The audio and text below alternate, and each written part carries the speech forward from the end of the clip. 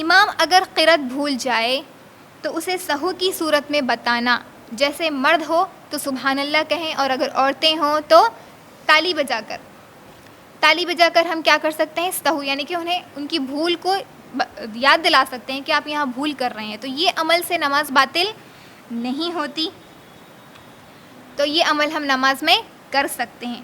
اس کے بعد نماز کی حالت میں نمازی غیر نمازی کو متوجہ کر سکتا ہے۔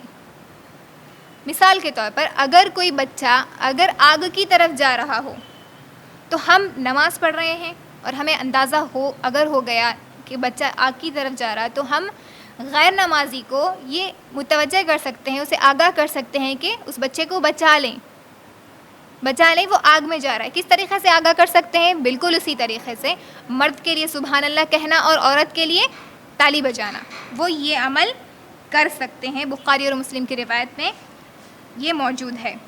اس کے بعد نماز میں بچے کو اٹھانے سے نماز باطل نہیں ہوتی۔ اکثر کو یہ علم نہیں ہے کہ نماز کی حالت میں ہم بچوں کو اٹھا لے سکتے، گود میں لے سکتے، اور اکثر کیا ہوتا ہے جب ہم نماز کے لیے کھڑے ہوتے ہیں تو اکثر بچے کیا کرتے ہیں، اسی وقت شرارت کرتے ہیں، اسی وقت ضد کرتے ہیں، اسی وقت روتے ہیں کہ ہمیں گود میں لو بول کر یہ ضد کرتے ہیں، تو اس وقت ہم کیا کر سکتے ہیں، بالکل اپنے بچوں کو گود میں لے کر نماز پڑھ سکتے ہیں۔ ورنہ کیا ہوگا، ہمارے پاس بہانہ مل جاتا، بچے بہت ستا رہے نماز پڑھنے کے لیے، میں ٹھہری بولے تو آ کے ستارے سامنے آ کے ٹھہر جا رہے، گود میں لے رہے، گود میں لو بول رہے بولے تو بالکل آپ لے سکتے، اس میں کوئی حرج نہیں ہے، اس سے آپ کی نماز نہیں ٹوٹتی۔ تو یہ بہانہ نہیں ہے آپ کے پاس کہ بچے ستا رہے اس وجہ سے میں نماز نہیں پڑھ رہی ہوں، یہ بہانہ مل جاتا، یہ نہیں کر سکتے آپ۔ اللہ الحمدللہ ہمیں اس کی اجازت دی گئی کہ ہم نماز کی حالت میں اپنے بچوں کو گود میں اٹھا کر نماز پڑھ سکتے ہیں، تو اٹھا لیں، نماز پڑھیں، اس کی وجہ سے آپ اپنی نماز کو رد نہ کریں، نماز کو نہ چھوڑیں، اسے ترک نہ کریں۔ تو نماز کی حالت میں ہم بچوں کو اٹھا سکتے۔ بخاری اور مسلم کی روایت، صحابی فرماتے ہیں میں نے نبی صلی اللہ علیہ وسلم کو اس حالت میں نماز پڑھاتے ہوئے دیکھا کہ آپ صلی اللہ علیہ وسلم کی نواسی آپ صلی اللہ علیہ وسلم کے کاندھے پر تھی۔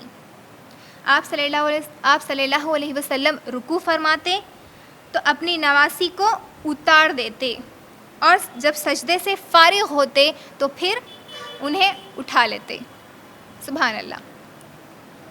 تو یہاں پر یہ عمل ہم کر سکتے کہ جب ہم نماز میں قیام کے لیے کھڑے ہوں تو اپنے بچوں کو ہم گود میں لے سکتے، اپنے قریب ٹھہرا کر سکتے یا بٹھا سکتے بازو میں، یہ عمل ہم کر سکتے۔ اس کی وجہ سے ہم نماز کو نہیں چھوڑ سکتے کہ بچے ستا رہے میں نماز نہیں پڑھتی ہوں۔